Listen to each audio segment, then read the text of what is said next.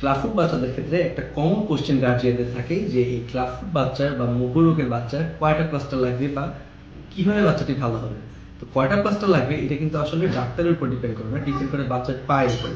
বাচ্চার পা যতটা বাঁকা বা যতটা সিভিয়ার সেটার উপর ডিপেন্ড করে যে বাচ্চার পায়ে আসলে কয়টা ক্লাস্টার লাগবে। কিছু কিছু বাচ্চার ক্ষেত্রে দেখা যায় 2টা বা 3টা ক্লাস্টারে কিন্তু কানেকশন চলে আসে। আবার কোনো কোনো বাচ্চার ক্ষেত্রে দেখা যায় 6টা 7টা পর্যন্ত ক্লাস্টার লাগে, then there after equal deformity connection চলে 10 টা পর্যন্ত।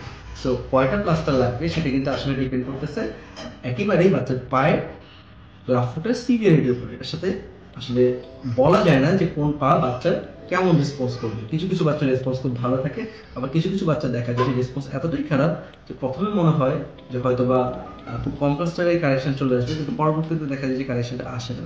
আর আরেকটা জিনিসের উপর এটা ডিপেন্ড করে, সেটা হচ্ছে যে বাচ্চা কত দেরিতে বা কত তাড়াতাড়ি আমাদের কাছে আসে। যত তাড়াতাড়ি আমরা ক্লাসটা শুরু করতে পারবো ততই কিন্তু ক্লাসটা কম লাগার সম্ভাবনা এবং অপারেশন না লাগার সম্ভাবনা বেশি।